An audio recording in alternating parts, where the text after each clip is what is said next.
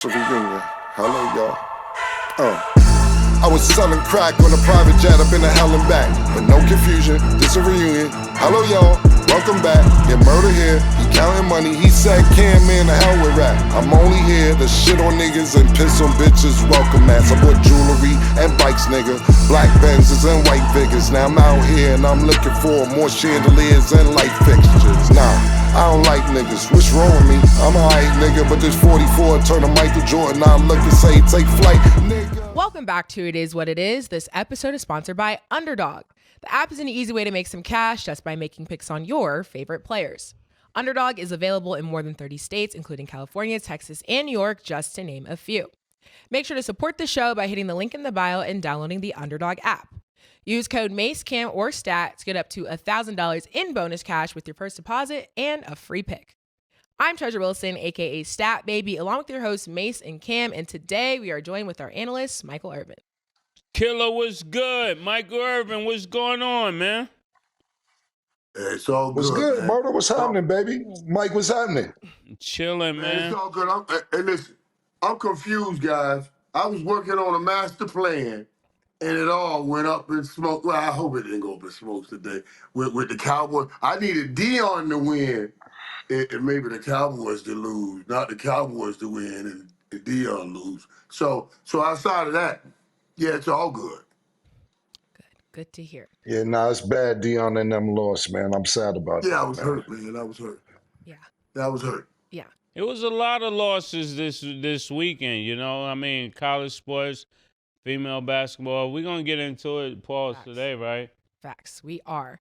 Before we even get into the games, Cam, I got a question because there's a lot going on the internet, and why not ask you? So, Clarissa Shields, what's going on? What's the issue? Can you kind of inform us a little bit about what's happening? Like, I have female stalkers before, but it's usually after I fuck them. I never had a female stalker that I didn't fuck. And this is kind of new for me. So this is actually what happened. I did the face-off between Amanda Serrano and Katie Taylor. I'm reading the cue cards. We talked about this last week, but I'm going to fool my audience who don't know. I'm reading the cue cards. On the cue cards, it says, the most watched women's fight ever, Katie Taylor against Amanda Serrano. I don't know what's the most watched female boxing match. Now, don't get me wrong. I love female boxing, but I never studied who was the most watched female boxing match. So I'm just reading what's on the card. After that, she goes on a DMs me, yo, you got that wrong, champ. Da da da da da. I'm the most watched female fighter. Fine. I said, congratulations. But after last night, which was the next day after the Jake Paul main event with them, I said, you got some catching up to do. Cool. After that, she says, I look forward to breaking records. I put fire emoji. The next day after that, she does a 20-minute interview dissing me. Cam is trying to rewrite history. Cam don't, Cam don't know what he talking about. Cam is crazy. This nigga, he don't like black women. Da da da da da. And I'm like, bro, all I did was read what was on the cue card. How I'm trying to rewrite history. I didn't know who was the most watched, but I did know after the Jake Paul, Mike Tyson, and they co-made an event, it was 50 million, 60 million, whatever it was, watching her. All this turns into Cam don't like black women. Cam is hating on me. I'm trying to rewrite history. I didn't know the history. So then I left it alone. I said what I said on the show. Then she tagging me in videos talking about, yeah, Cam, look at this, and that, third. So I left it alone. She tagged me again. So I DM'd her back. I said, this is stalking at this point. I don't want to give you the attention you don't want. You're going to get the attention that you don't want. I'm telling you. I said this in the DM. She said, let's go at it. And that's where it went. I'm just a funny nigga. So I just started clowning her. After I'm clowning her, she go back and forth. Look, sir, I don't know you, homeboy. I don't know nothing you do but box. I have no opinion of you. I don't care if your fight was the most watched or not the most watched. My nigga, I do not know you from nowhere. So that's all the back and forth. But I was just having fun with it over the weekend. And she was putting up shit, I was putting up shit. But everything she was putting up, she don't know what the fuck she talking about. I got robbed. I never got robbed. Nigga tried to take my Lamborghini from me. I said no. I got shot up behind it. No disrespect. I'm not saying that's a smart thing to do. But you don't have your facts correct. When you get your facts correct, I'll tell you you're right, but all your facts are incorrect. Look, mister, I don't know you from nowhere. I hope you enjoy your life. I hope you have fun, but I don't know you. I'm not trying to rewrite history. I know one thing for sure, two things for certain. You don't have the most watched boxing female match ever. Ever. Period. So that's all it was. That's what happened over the weekend. So was all this over just the viewership? That's all it's over. Whole shit is over the viewership. It all started. I'm trying to rewrite history. That's all it started. Then what happened was I said, listen, you got 15 fights and 3 knockouts. Good.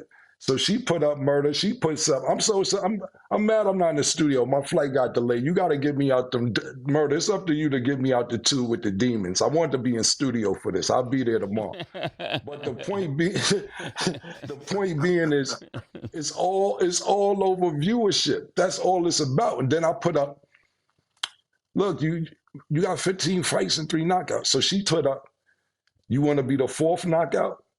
So I put up when she was sparring with a nigga and the nigga knocked her out. And she ran her car to get her knife. I says, from everything I'm learning, because I learned about this girl all weekend because people tagging me. She want to fight every nigga. She want to fight Gennady Golovkin, Keith Thurman, what's my nigga? Porter, the nigga Porter. She want to fight niggas. So I'm like, if you really a nigga, just say you a nigga. I don't know what you are at this point. But she has a problem in what she want to fight Jake Paul. She want to fight mad niggas. So I showed her when she was fighting the nigga cleaned her clock. Stop playing with people like that. And then she got mad.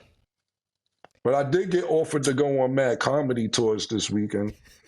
D-Ray hit me up.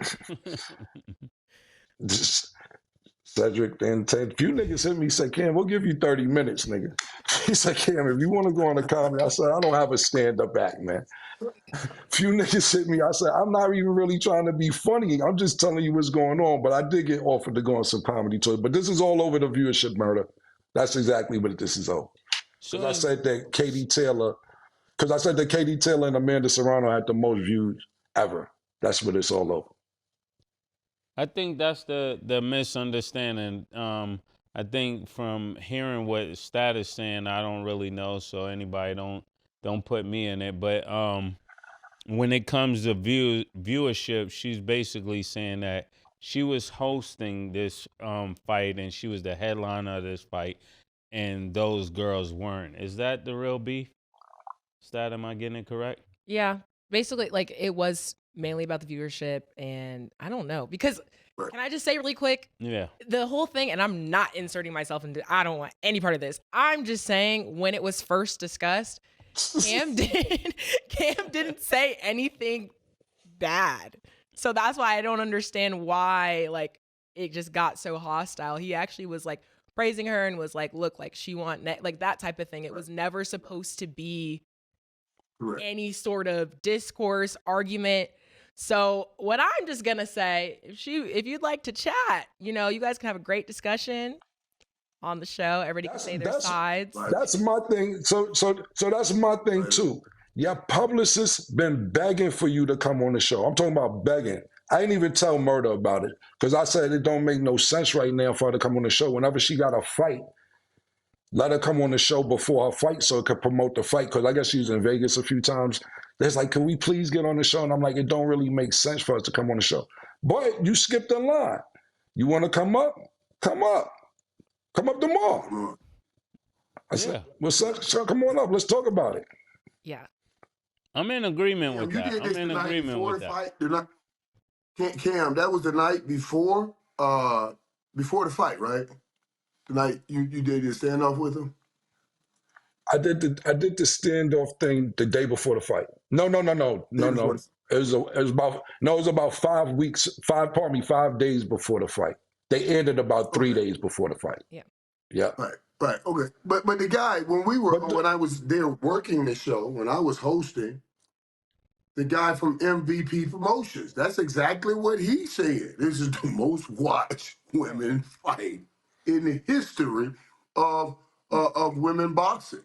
You know, that's what he said. So I don't know. I mean, maybe she should go after him too. I'm just saying. Dang. And there were other platforms also that said that that we're following old media or something like that. And I wanted them to know we're not following old media. That's an isolated incident, and we're here to clarify it. And anyone that feels different, feel free to just come on live and share your gripes. We really would like to hear it, because we really like It Is What It Is to be a non-biased platform. Yes. Sometimes we give strong views because that's really how sometimes we feel about things, and we wanted to create a platform where people can say how they really feel. And some people are going to get offended by certain things, and we understand that. We understand that's a part of the sport. But none of it is personal with me. I know that. And I don't think any of this is personal with Killa. I think he said what he was saying. And to her defense, if you would like to come up, Clarissa, you're more than welcome. I'm letting you know that. Killa let you know that.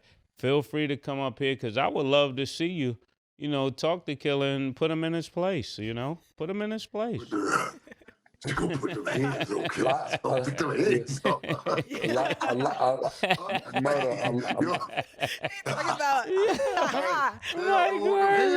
him up there. Hands on you. Let me tell you something. A lot of people tried. A lot of people tried. A lot of people died. Yeah, I've been around Killa a long time. I never seen a lady put him in his place. So I welcome you up here. Must see TV. A lot of people tried. A lot of people died. I'm done. And I would just like to clarify one more time. None of this is scripted. Like, we're actually having an Yeah, we I think just people have are like, oh, like, no, I'm just as confused as probably y'all are. So that's why I asked. We're up here to get the answers. Everybody can speak their truth. It would be a great discussion. And we're not trying to have messy TV. We just want a place where, and sometimes this happened with me and Killa when we're speaking, that we want this to be a place where everybody could bring their views to the table. Nobody has to let one view dominate the conversation. I think that's what makes healthy conversation, when everybody is able to say how they feel. Like, there's a guy just walked past here. He got on a pink paws hat, a pink Dipset outfit. He wears it every day. But, and we let him walk past. So we're open to everybody paws coming by, And another thing, and one thing I'm going to say before we move on, Mase view is Mase view, stab view is stab view. I don't necessarily agree with their view all the time neither. Yeah. Like right now, I don't have to agree with them, because a lot of shit done got watered down on this show, my opinion. I don't care. I don't give a fuck. So come on up. Mase could be politically correct like he's talking, and I'm going to be me like I'm me. So come on up. So let them be. We don't all have the same opinion. Oh, Killa, so I'm not saying I got a different opinion. Like, I don't want to hear the conversation. I'm for it. You know me, right? I'm for it. I believe that's how you bring the best pause out of people, is let people figure it out, Yeah. Right. I'm definitely not over here on a bias. I'm not biased. I'm never biased. I'm never neutral. Right. Okay. And guys, and get all I'm just telling you. That's what we do here. That's what we do here. And here's my last perspective on it too now. And you guys have gotten on me. We joked around about it.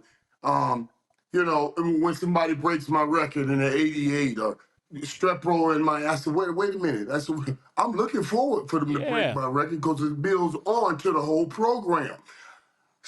No, I'm Mike, just saying, women's and we're sports is able to growing up. ask you that, though. Women's We're sports able are to growing ask you up that. right now. That's what make this a different show. Right, We're able to ask you that question. Other right. places they wouldn't ask it. They'll feel like that's disrespectful. This time, Killa asked me things I didn't necessarily want to communicate about it, but he asked the question. So we keep that same energy for everybody. So, just so Killa know that. We keeping that same energy with everybody. It don't matter who it is. To get the perspective on it. You're right. But what I was saying is to get the perspective on it. That's why when you guys ask me, my job is to grow the sport best they can grow. I want all athletes because it helps their pocket, it helps their business, it helps their sport to grow it. So if she got evidence that she had a bigger fight, that's fine. But if you didn't have a bigger fight, that's good. I mean, the sport is still growing. Look at the WNBA right now. Juju come in here next year, we want her to do the same thing Caitlin Clark did for the WNBA. If you really care about the sport and not just you, the individual, you should be happy when the sport is growing and everybody else is tuning in. That's all I'm saying. I'm gonna let it go. You ain't gotta cut me up. Cam handled it by himself. Stay on Cam. But I just wanted to drop that in there. Well, I'll tell you this much. I did speak to my guys at MVP. After the holidays, Amanda Serrano will be coming on the show, and Jake Paul will be coming on the show after the holidays. So come on up. Fire. Well said. Okay, so now let's get into these Cowboys, Mike. They ended their 5-game losing streak by defeating the Commanders 34-26. As we saw the game, this was an insane fourth quarter. Mike, what did you think of the way the game went? And don't be watered down. We're not watered down. We're gonna prove that we're not watered down. I can't water it down. I can't water it down after that. I gotta come strong and right. You know what I mean? On with them hands put on me. You see what I'm saying? So let me just be real with it. But this is what I was saying. I'm watching this game, right, in the restaurant with everybody, and I'm thinking, we've been in here every week this year hoping for a win. This might be the first week we came in hoping for a loss, right? Because I'm kind of like, hey, let's go get Shador and Dion right now. And all of a sudden, they wake up and want to win a game. I said, these niggas are killing me. These niggas killing me. I mean, literally killing me. I'm working on a bigger plan on Dion and Shador and all of that. And then they finally show up. I don't even know what to say to that. You know what I mean? I don't know what to say. And then even the comments they made after saying they're ready to go on a playoff run.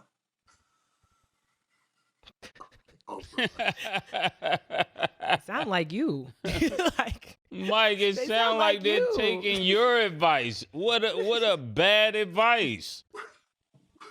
That's what I heard. They're ready. Hey man, all right, man. They're going on a playoff run.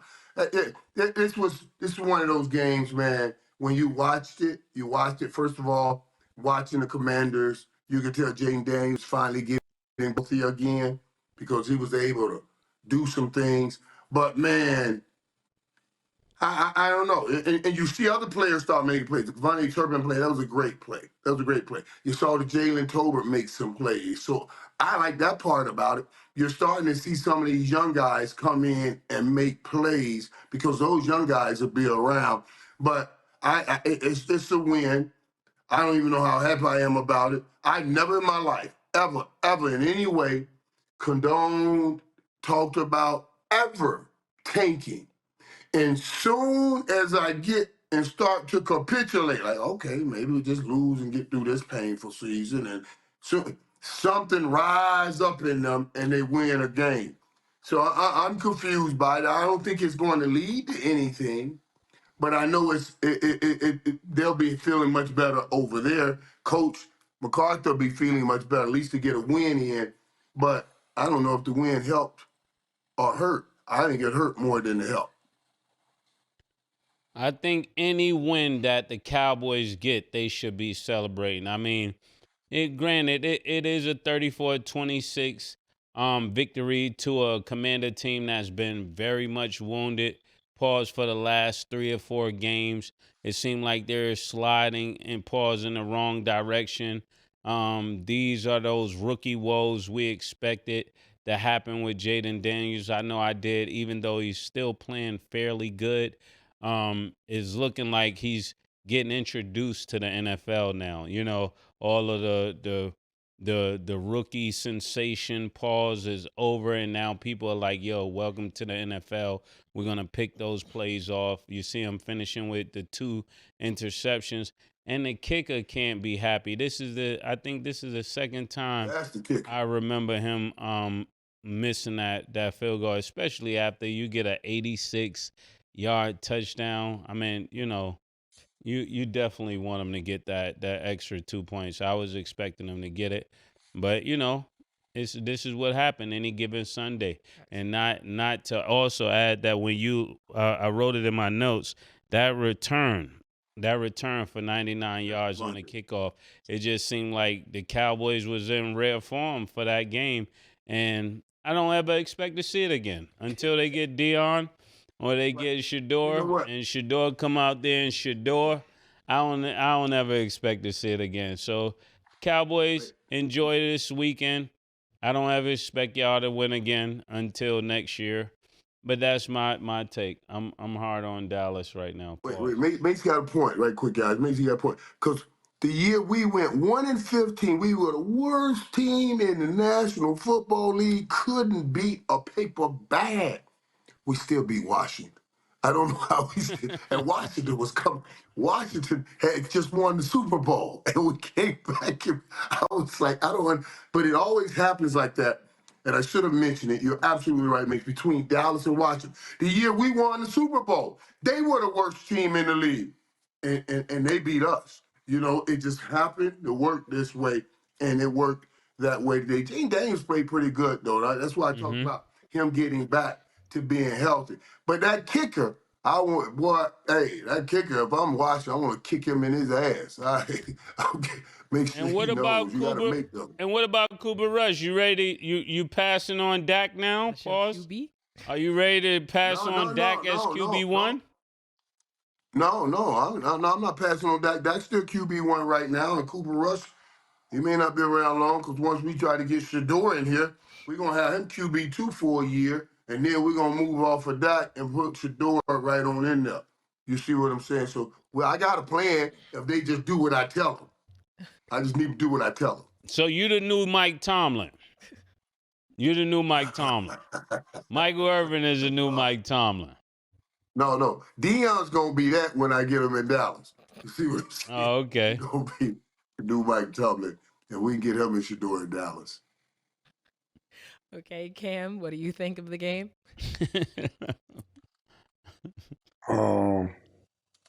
To be honest with you, Mike sounding like he Jerry Jones Jr., the GM. That's what Mike is sounding like, not Mike, not the coach. You sound like the GM. You're doing a lot of lobbying for Shador and Dion. I would prefer them to go to Vegas. I prefer them to go to Vegas, my personal opinion, with the Raiders. But to me, this ain't really about the Cowboys. Cowboys is more about the Commanders. Special teams all day today, not just this game. It's been a mess with special teams, and that's a real phase of football that people got to pay attention to because we're so worried about offense and defense. And a lot of games today was decided on special teams mistakes. Another thing, why is niggas always going for 2 when they don't necessarily have to go for 2? It's times where you go for 2 and you're like, oh, we're up 1. If you tie the game, you still have a chance. And if you up 1, that don't mean they still can't come down and kick a field goal. If they get in field goal range. And when I see niggas go for 2 and miss, and then when he missed again, I'm like, that's 2 points that y'all could have had. Besides the turnovers that they had 3 turnovers. But this is more about the Commanders. Everybody was on the Commanders' high horse. Everybody was excited. They had a few chippy games. They had a game where they won by Hail Mary, and everybody was thinking that it's the Commanders' division. Now we're seeing, I'm pretty sure we're going to talk about that in a few, but the Eagles are looking like they're pulling away. But this is the time for the Commanders to say, look, we need to settle down and realize and see if we're going to make the playoffs or not. Because if you keep it up, you're not going to make the playoffs. Right now, I think they're still going to make the playoffs, in my opinion. But Mase made some good points. This is growing pains for that team.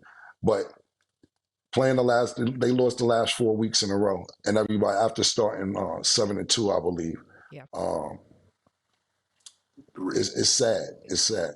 7-3. So I want to see the Commanders do better. I want to see them in the playoffs.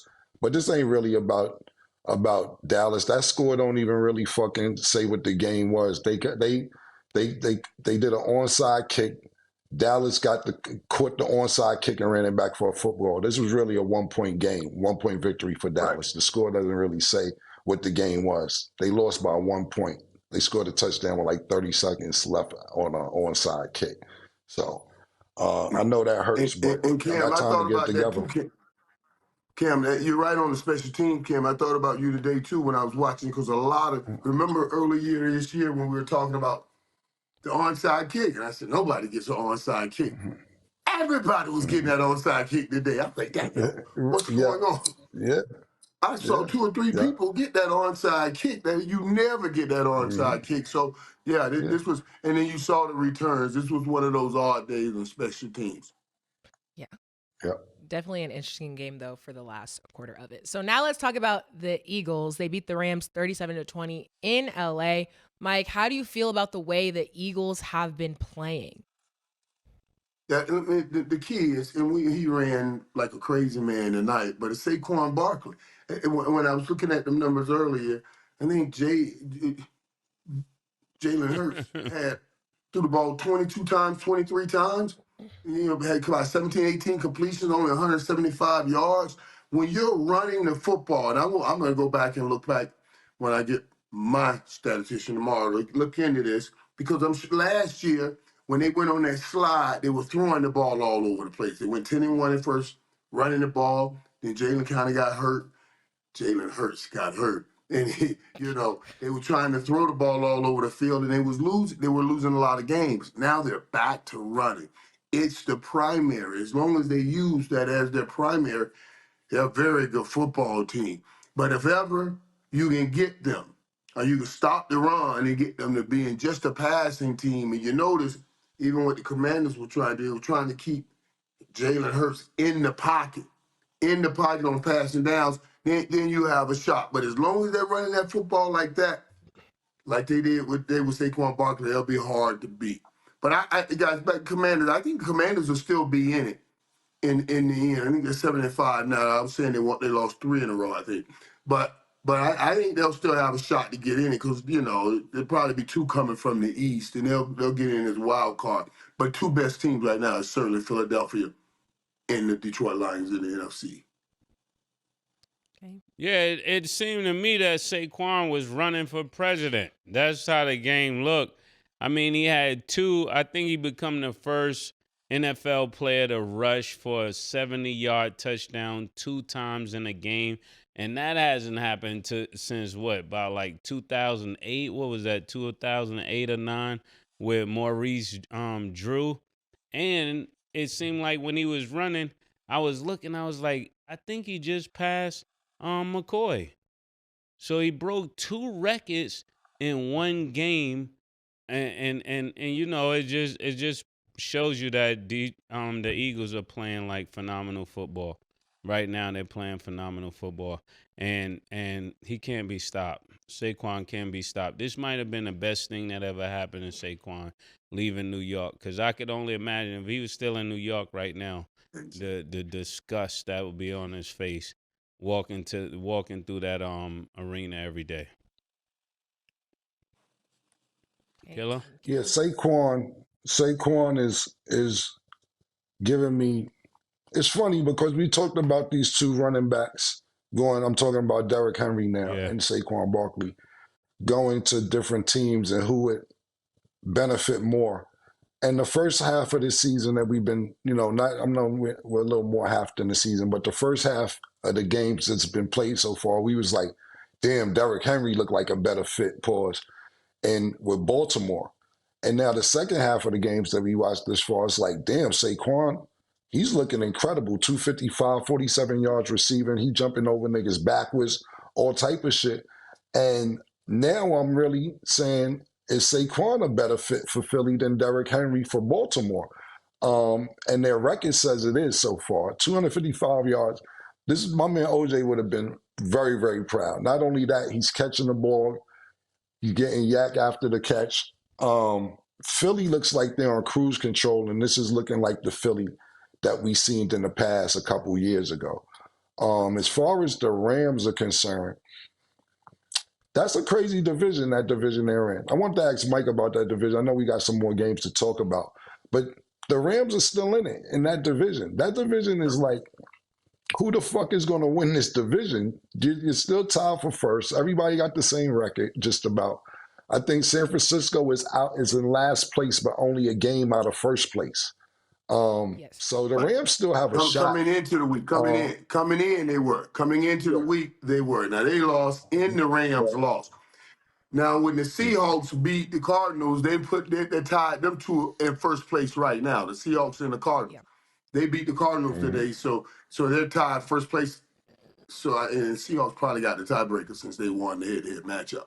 So yeah, but yeah, you're right. It's all bunched up. I still thought San Fran had a chance because I'm just such a believer in Kyle Shanahan, and I was going to take San Fran today to go in and beat Green Bay, but then Brock Purdy got hurt, and then it was like, okay, now that's just too much now. San Fran, I can finally say you're out. They're out. There's no way they're going to recover. And one of these other teams, but just like you just said, Kim, they're all right there. If San Fran goes on a run right now, they'll still win the division because they got to play each other towards the back end. But that's what I'm saying, Mike. You got the Seahawks are 6-5, Arizona is 6-5, the Rams are 5-6, and San Fran is 5-6. Everybody's still able to possibly win that division. So I was saying that the Rams, as terrible as everybody's playing in that division, there's no consistency. Everybody still has a shot. Everybody still has a shot. And if I had to pick somebody, I'm going to pick San Fran because of injuries, because there's no continuity. McCaffrey, like, it's unlikely shit going on. Even I know we'll talk about San Francisco when we get to that game. I don't want to get too much into the games because we have to talk about them. But as far as that division is concerned, the NFC West, it's still up for grabs if you ask me. Yeah, and also about Saquon, we got to keep this record up there with them as well. He's almost averaging a first down every time he gets the ball. Pause. Yeah. And then that's quick. Amazing. Oh, go ahead, Mike. No, I was saying that's amazing because we talked about you every time that means you're making it 2nd and 2, 2nd and 1. That's how they're winning. If you point out the one thing, that's the one thing I will point to. If I get 8, 9 yards every first down, yeah, you'll win some games. 9.8. Every time he touched the ball, he's averaging 9.8 yards. Pause. Every time he get the ball. Yeah. And then just real quick, stat-wise, the Eagles are actually playing better than last season because they've allowed 17.9 points per game this season, so they're 5th best for that. They're number 1 in the league for yards allowed per game at 273 yards, and they've only had 25 20-plus yard plays allowed this season, so they've seen a bit of a difference. Let's actually go ahead and talk about the 49ers real quick before we go to break. So they're at a 5-6 record, as we discussed earlier, after losing to the Packers 38-10. Mike, how do you feel about the way the 49ers season is going? Because I know you said you still have hope in them, but from what we've seen, how are you liking how they're playing? It was today hurts because I thought, okay, Brock. I thought this gave Brock Purdy a chance with so many people hurt to show that answer those narratives about him being a system quarterback. And I got so much faith and confidence in Kyle Shanahan. He's such a great coach. But you got to give him some things to cook with if he's going to cook. And every one of his meals just keep getting hurt. He has to sideline him. Christian McCaffrey, I don't know what's going on. The George Kittle, the Deebo Samuel. And now you're starting quarterback. So you got to keep bringing pieces back, but they never have time to really work together. Seems like as soon as one person get back, another person gets injured. And I'm with Cam. I even last week said I'm still believing in San Fran But man, I'm starting to wean and my belief right here with what I'm starting to see right now. But though they still have that opportunity, man, if I looked at it right now, I would have to say Seattle coming out of that West. I thought Arizona come out of the West, but then your boy Kyler Murray threw the interception today. And the only reason I keep saying San Fran because they got the best team when they're healthy and the best coaching staff in that conference, in that division. But right now, it looks like Seattle's coming out of it. Okay, and Mase. How are you feeling about the 49ers? 49ers is an interesting team because it just seemed like last year there was all of this hoopla about them, about the brilliance of the organization. I know the Twins up there, and shout out to them. And the coach was just this extraordinary coach, and shout out to him. They showed me a lot of love at the 49 arena. But like I said, we don't sugarcoat things up here, and we try to keep it straight like what it is. Something happened off the field that we don't know about. There's no way that this 49ers team just declined like that over just a matter of a couple of months. And I'm not sure what it is. I think something is terribly wrong in that locker room or somewhere in that organization, because this is just a travesty. If I was watching Purdy from last year, I would think when he comes back to this year, he develops into this quarterback that we could see, having a phenomenal career. And I'm just not getting that just from the eye test. I'm definitely not. Okay, and Cam. I think Mike hit the nail on the head for everybody's hurt. Ayuk is out for the whole season. He cried about his contract soon as before the season started, but he played a game and a half. He was hurt. McCaffrey just came back a week and a half ago. Debo been in and out the lineup since the season started. Kittles is playing hurt every single week. And then you take Brock Purdy out. What does Kyle Shanahan have to work with? And he's doing the best he can. And even doing the best he can, he's still in it. So I think Mike hit the nail on the head. You can't get any continuity when everybody's always hurt. And they're trying to, like I said, McCaffrey just came back 2 days ago. Even today, I don't think he's at 100%. He had a fumble. That's very uncharacteristic for Christian McCaffrey. Then when you turn the game on, Brock's not playing. Kyle Shanahan is doing the best that he can do. But when you don't have your full team there, it's nothing you can do but work with the people that's on reserve for them. But I agree with Mike 100%. Okay. We're going to go to break. When we return, we're going to talk about the Vikings, and y'all know we got to talk about the Giants. Don't go anywhere. She called this thing about toxic. 4 years and counting. Got you feeling like an option. Maybe I'm my own problem, babe. She tired of hearing I don't know. My stubborn in me won't fall. Dealing with this thing called trust. But she really thinking about it, wanna be free. Listen, it doesn't matter how many times before you've used SeatGeek. You're using it now with me.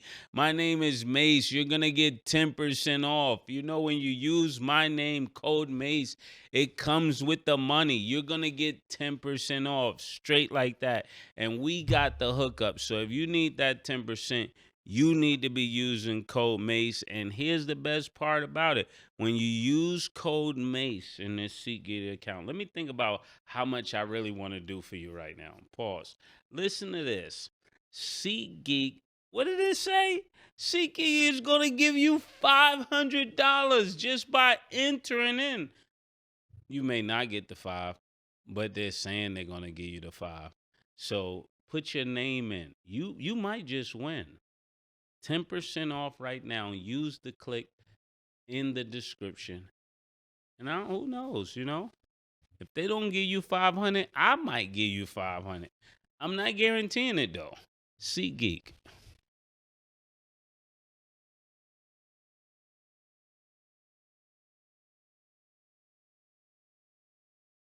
Welcome back. Now let's get into our underdog picks of the day. Today, the Ravens will play the Chargers. We got the brothers face off.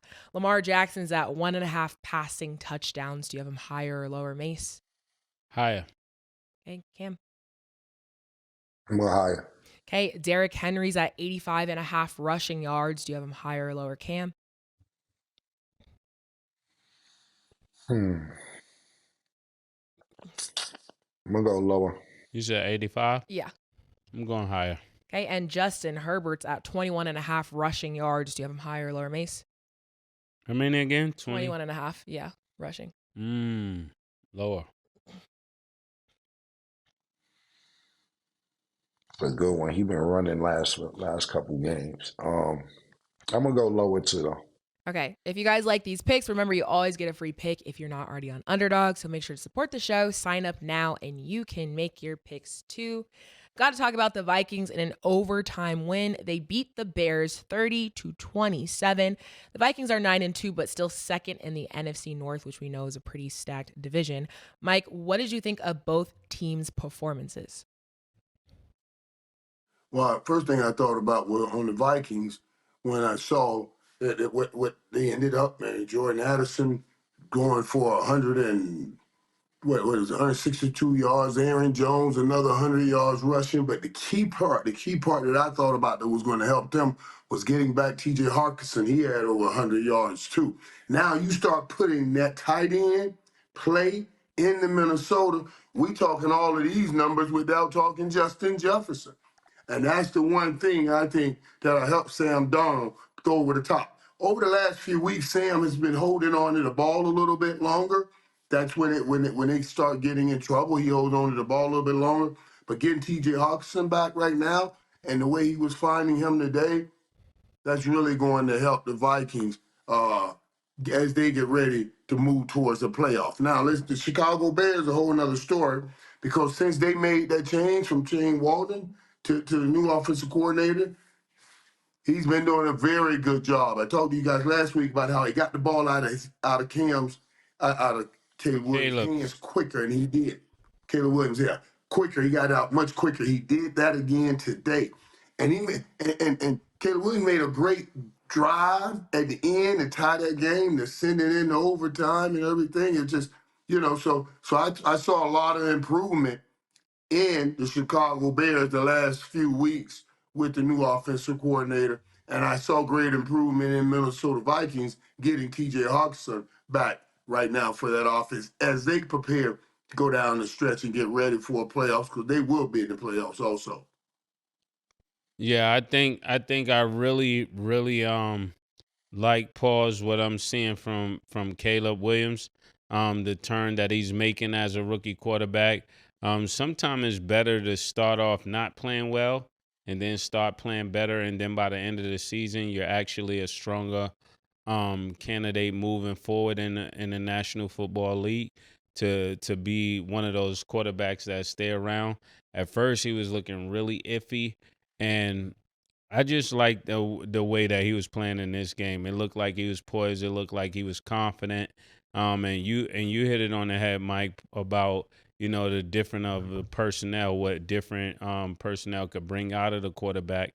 And I don't see them winning a lot of games, but I definitely see this as hope, like Mike says, when it comes to the Cowboys. Whatever hope Mike got for the Cowboys, that's what I have for the Bears right now. Looking forward to what they'll do in the future. And this was a good step towards that.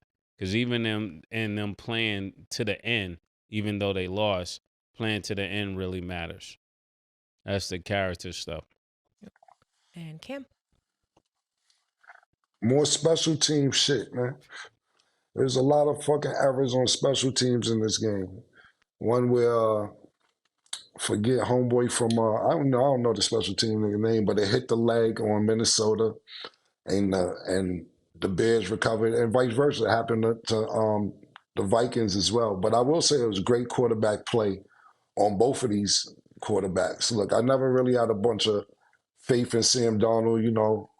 I'm traumatized living in New York, him coming from the Jets, 330 yards, 22 for 34 passing. outstanding game. Even Caleb Williams on the sidelines, I finally seen some passion in that nigga. Pause. He showed emotion, and he threw for 340 yards, even though he threw the ball. Yeah, even though he had some passion today on the sidelines. First time I ever seen him like emotional, wanting to win.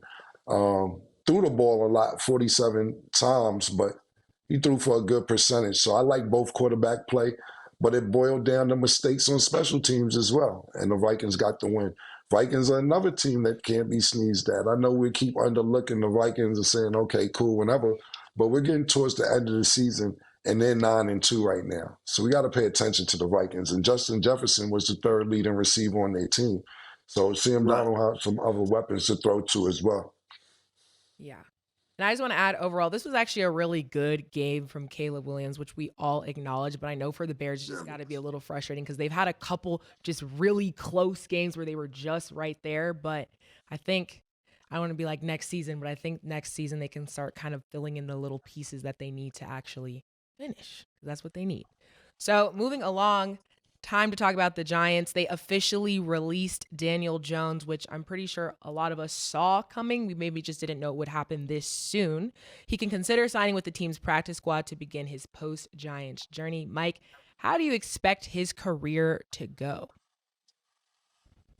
Well, it depends on whom he lands with, where he lands, and can you find a system that could fit him? They were trying to do a lot of because he has an ability to run also, so they were doing a lot of these RPOs, run pass options. Put the ball in, pull it back out, decide if you're going to throw from that point. But the thing is, what happens a lot of times is if you don't make that right read, then you don't make the right play. And Daniel Jones has a skill set that's conducive for the offense, but he has to have also that skill set shoulders up. Now, you go to another offensive coordinator, and that guy may take what you do now and incorporate it in a different offense, and you become a whole different player. Kim, I know you guys don't like hearing it, but New York is a tough place to make it in. Daniel Jones, I was with him last offseason in Princeton. We did an event together in Princeton, and I like Daniel Jones, a good guy.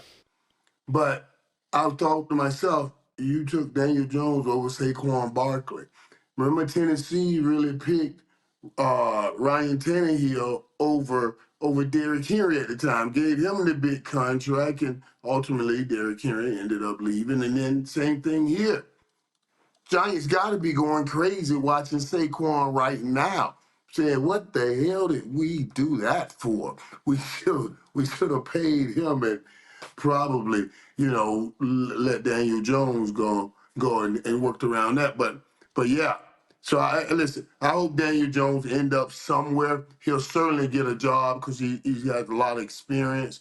But boy, if he gets with the right coordinator, maybe he can have another career like we just talked about with Sam Darnold. Or we talking about with Gina? Man, I hear everything you saying, Mike. You can't be losing 6 straight games in New York. I don't know how they do it in the other place, pause, but in New York, you cannot lose no 6 straight at home and definitely be winless at home. This is New York. This is not Jacksonville or Tennessee.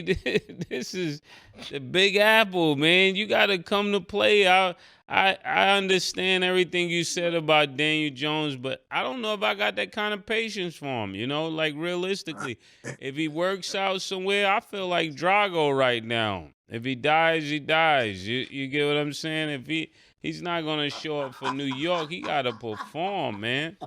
Pause for real, man. Like they gave him all that money, like you said, and they let Saquon go for him. You don't get to say, well, I'll make it up on the next place that I go. You already ruined 4 to 5 years for New York. And I think people don't understand the gratitude they should have towards the opportunities they have. Like you get to play in New York. You don't stink it up in New York and think you're going to do it better somewhere else. I know that what's his name did it. He went to Seattle and had a better career. But You know? yeah, it's certain places you don't go to perform bad. Pause. LA is one of those. Miami is another one. New York is right there. These three Right. places you go, you better show up. City that's popping like that, you're right. Any Yeah. city that's popping, you got to pop on that field to get them people in that stadium. Yeah, You're because right. this is going to the media. This is big media city. These are people talking about this stuff all the time. People got to buy your jerseys. People want to walk around the neighborhood with that jersey on. This is not. Well, I don't have that time for that. When it comes to the Bucs, I'm glad they got the win. You know, Mayfield, he got his target back with Mike Evans. I mean, I was expecting them to win. I don't think anybody could lose in the Giants stadium against the Giants right now. I think there's some college teams that could beat the Giants. I'm going to go on the record right now. There are two teams I'm thinking in mind right now that could beat the Giants. And Mike, you probably know two of them. You know I'm not telling a lie. Okay, and Cam. Yeah, Mike, you said you started this off saying that Cam, you hard on.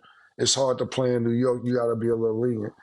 It's hard to make it in New York. Mike, I'm from New York and I made it. I don't care. So imagine living here and having to make it. You lived in it. They didn't even live in it. They didn't have the rats and the roaches and the fishing roaches out your cereal, mice in your shoes. Yeah, so no, I don't have any sympathy. Tell them, I Killa. lived in it. Secondly, Powdered milk, I think blocks of cheese. Yeah. I think, and I kind of disagree a little bit with y'all guys' perception. And I'm not disagreeing totally. I think you guys are right. You have to perform in the big city. But to me, it's even worse when you don't have a lot going on. New York got so much going on. They ain't going. You got to win, but tomorrow something else going to happen. Two people going to get killed. The Knicks going to play. The Mets might go to the World Series. Imagine playing in a town where there's nothing else going on. Like I lived in Columbus, Ohio. Everything is Buckeyes. Even when there's no football, it's Buckeyes. So when you play in towns like Tennessee, not saying I'm not dissing any cities that I'm going to say because I know there's other things going on. Mm-hmm. But they're going to be more mad because that's what they're depending on. You playing in Tennessee. Kansas City Chiefs, I know they got the Royals, but I'm saying Kansas City, you have to perform because that's what they're banking on all year round. They have no big city. That's saying Kansas City's a big city. I don't want to diss it because I'm from New York. And then like when you go to other cities, you know, growing up like in college and shit, you be like, oh, it's the city. And you be like, this ain't the city. This y'all city, but it's not the city. But those people depend on wins because that's what they're rooting for all year round. Even though Dallas is a major city, it's Cowboy shit going on all year round, whether it's the Mavericks there, even though the NHL team is really good, it's the Cowboys. New York ain't even like that. We want the Giants and the Jets to win, but we ain't banking on it. We like, all right, whatever, it's another year. Even the year that they won the Super Bowl, them niggas was like 9-8 or 9-7 at the time. We didn't even think they was going to the Super Bowl, but they ended up winning. I'm talking about when Eli was quarterbacking. So Mase is correct. You can't be fucking up in these cities, but you go to these small cities too. They want the wins more than the big cities because that's what they depend on all year round. For Daniel Jones, I told niggas this week 2. Nigga name is Daniel. It's not going to work. So even in another city, Daniel won't work, Killa? It might work. It's not going to work in New York. We don't do Daniels. I'm going to have to add a list of names that you guys have. It's been Daniel. It's been Wendell. Like, I don't know who else got astray, but dang. So real quick, it might work somewhere else. He said not in New York. Okay, before we move on from this, so obviously the Bucs went on to beat the Giants 30-7 in New York after a touchdown. Baker Mayfield poked fun at Tommy Devito's celebration dance by going like this. But after, he said it was actually a tribute to Tommy. So that's the first half. Second half, the Giants rookie wide receiver Malik, he said, I'm tired of going out there and losing. It's just that. Yeah. He also said, obviously, it ain't the quarterback. Same outcome when we had DJ at quarterback. Take a look. It ain't the quarterback. So One, how do you feel about Baker doing DeVito's, dance and saying it was a tribute? And on the other side, their rookie wide receiver visibly frustrated, saying the quarterback's not the problem, Mike. So who is it? Let's just Baker thing. I'm okay with the Baker thing. That's all fun, and I do it. I see it. I saw it all week with Cam. Everybody doing the little Cam war thing, or the Shador thing that he puts up the wrist to what time it is. All of that I'm okay with when we're playing around like this. But Malik Neighbors did. He just shot that gun and shot that bullseye right on the coach. He was like, now y'all know. Basically, get Dion in here. That's what he said. Get Dion in Shador. I know, Cam, you trying to get in L.A., but it look like they're going to be in New York, to be honest with you, because their team is, I was like, man, I wanted, Dallas had New York, they got to play New York Thursday. Dallas going to have back-to-back wins. That's how bad that team is. Dallas going to have back-to-back wins. That's my thing just gone.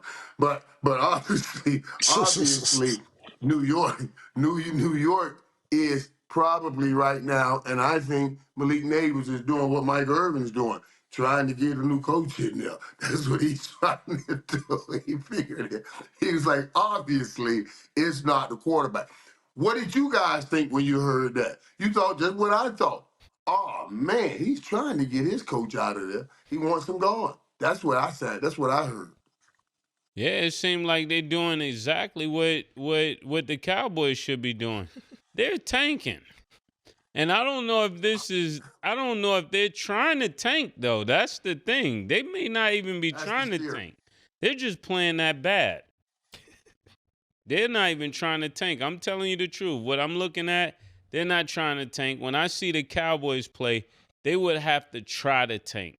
This New York team is one step away from being an expansion team.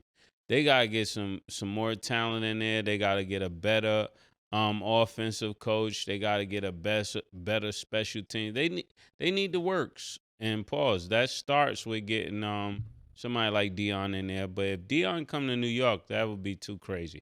I don't think New York is ready for that. Okay, and Cam. I'll be in New York. Dion come to New York. Oh yeah, we'll be there. It wasn't L.A., Mike. It wasn't there, Mike. It wasn't L.A., it was Vegas. But I definitely be there. I'll stay in the cold and all that shit. Yeah, I'll definitely stay in the cold for my nigga. You know what? You're right. It was. I heard also because I heard your boy Dre saying the same thing. Man, come to Vegas if you want to. I heard him saying it on Dion's show. So yeah, you're right. They're trying to get. And Shador and Tom Brady are close. Shador and Tom are close, and that's. I think to be honest with you, Mike, Tom got more leverage than you got when it comes to trying to get Shador to the team, man. And you my man. I want you out, but that's his man. They talk. So if anybody could persuade him, I think that Tom is going to try and persuade him to come for us if that could happen. Back to this topic. I didn't know who the fuck Tommy DeVito was. I had to Google the shit. It's Danny DeVito. So I know his father and all that shit.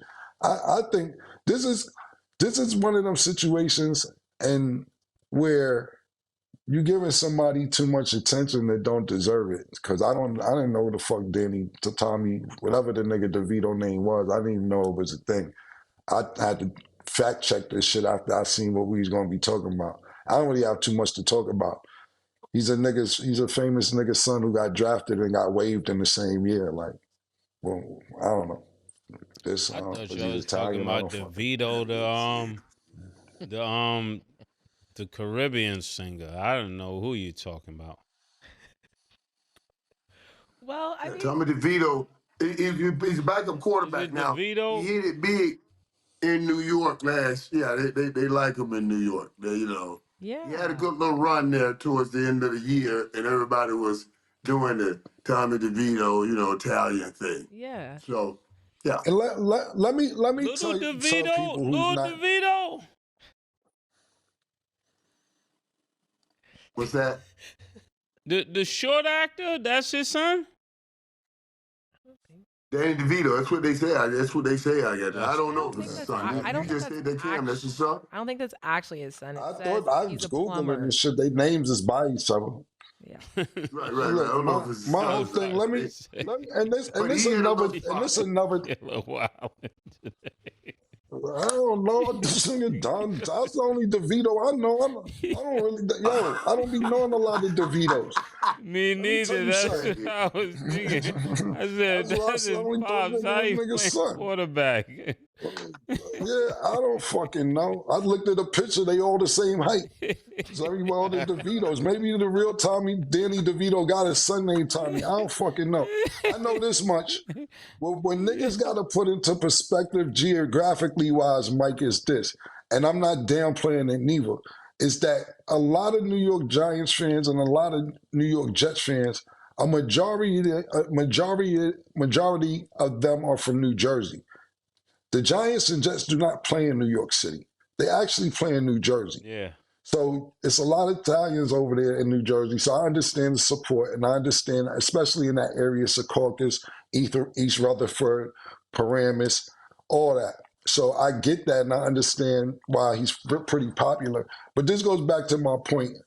When you like, New York's a hard place to play at. Niggas see the NY and automatically be like, damn, this is New York. This is New York. Ain't no football games going on in New York City. Those shits is in Jersey, and the majority of the fans is in Jersey. Now, you're right, you're going to get New York publicity because the New York paper is going to pick it up, and everybody's on social media or their phone these days, but, growing up, you get the New York paper, and that's a big deal. But you're not even playing in New York. You're playing in Jersey. And no disrespect to Jersey. Jersey's a big deal, too. I'm not disrespecting Jersey, but people see the New York and be like, damn, we're in New York. It's pressure on us. So what? It's football, nigga.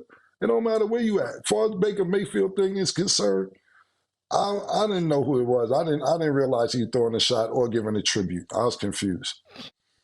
I just want to add real quick. Let me just say this right quick. Danny DeVito, I did look it up. Danny DeVito, it says have 3 children. Lucy Chet DeVito, born March 11, 1983. Grace Fan DeVito, born March 1985. And Jacob Daniel DeVito, born October 1987. Mike, why you didn't just say that ain't his son, Mike? Tommy, hey, well, I don't want to get Danny in trouble. Maybe Papa was a Rolling Stone, but it ain't in his wiki about something. Yeah, that's exactly what I was going to add. He's not related to him. His dad's actually a plumber, and the spark around Tommy DeVito is basically, if you guys remember last season when Daniel Jones got injured, he brought the Giants to a 3-game win streak. So they were like, he's our savior. And then he was doing the appearances at like the pizza restaurants and stuff like that. So New York was like, yes. That was like that whole spark. Yo, the nigga signed with the Giants May 5th, 2023 and got waived August 29th. It wasn't even September yet. What are we talking about? He's trying his best. New York does like him. The pizza shop like New York. Okay. Last one before we wrap. So the Texans lost to the Titans 32-27. I think this was a game that people didn't expect the Texans to lose. Mike, what do you think went wrong? Well, first of all, they were able to run the ball on the Texans pretty good because I'm sitting here watching Tony Pollard go over 100 yards, and I'm like, golly, man, everybody that left my place is balling. You know what I mean? So, and with the Houston Texans right now, man, it's just, with that offensive line, it's been an up and down season. Yeah, it really has been an up and down season. I thought the Texans would be doing much better than they are right now. But of course, like we talked about, and I wanted to mention that when we talked about Tampa, because Mase talked about it, he's right. Getting Mike Evans back makes a huge difference for Tampa Bay. A huge difference for Tampa Bay. And the Texans, I thought getting back Nico Collins was going to be a huge difference to turn them up then. Remember last week against Cowboys, first play through Nico Collins, he went 80 yards. So I'm like, oh, he's back and they're ready to take off. But today, it just didn't happen. It was one of those games where you came in, and I certainly took the Texans to win the game. But the Tennessee Titans surprised me with that victory. But I thought it started with the way Tony Pollard was running the football. Yeah, this is I didn't have time to see this game, so I'm not really abreast to this game. Killa, it's on you.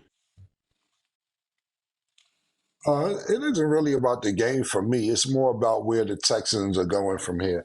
They're in a pretty weak division, so they'll probably win the division. They're still ahead in the division by 2 games. Indianapolis Colts are in second place at 5-7. Tennessee is 3-8. Jacksonville, we already know we're not paying them no mind.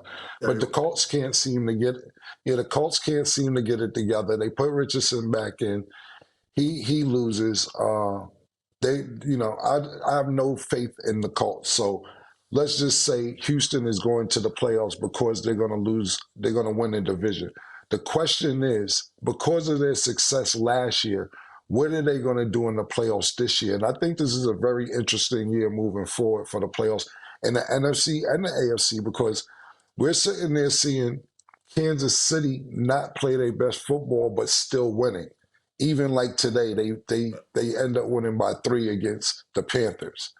And then you have Pittsburgh, who's surprising us all, who's winning the division when we thought there would probably be Baltimore, Cincinnati win division. Nobody's surprised with Buffalo. The Chargers still have a chance to do something. The Broncos still have a chance to do something. Baltimore, Pittsburgh. This is more about what Houston's gonna do in the playoffs. I think they're gonna win the division. They should be all right. But the success they had last year and all the hype around the quarterback Stroud, they're saying, oh, he's one of them ones. Even like last year when we was talking, and I don't know where he ranks this year. I haven't watched a bunch of their games because I know they had injuries, so on and so forth. But I remember Stat putting them in like the top 10 or top 5 quarterbacks. And I was like, I was like, really? But he probably deserved it at that time. What's going to happen this year in the playoffs? That's more interesting for me about the Houston Texans. It wasn't about the loss today. It's a similar situation, and I'm expecting more from the Houston Texans, but it's a similar situation with the Commanders. Okay, cool. It looked like y'all was about to take off and do really good. Now y'all are looking stagnant. But the Commanders didn't have the season that the Houston Texans did last year. So today, I'm not really thinking about that game. It's about where they go from today, moving forward. Hey. Stat, do you still got them up there? You know, any given Sunday, things change all the time. I had to throw that one. No, valid question. Yeah, my list is being rearranged as we speak. That is all the time that we have for today. Mike, thanks for being here. Always a pleasure to have you on the show. Thank you, guys. Appreciate it. And Cam, let me, next time you're in Miami, man, and you know I'm in Miami, even if I had a plan, a trip out, I would have changed those plans to hang out with those IANs around, just to hang out. I mean, to hang out with you. Now you might now that's a fact. I didn't see you to the 4th quarter. I said, okay, Mike is there. I said, you know what? Next time I'm gonna just text you. You're absolutely right. Yeah, just hit me up and let's do that, man. All right, guys, I'll holler. All right. Okay, thank y'all for watching, and as always, it is what it is.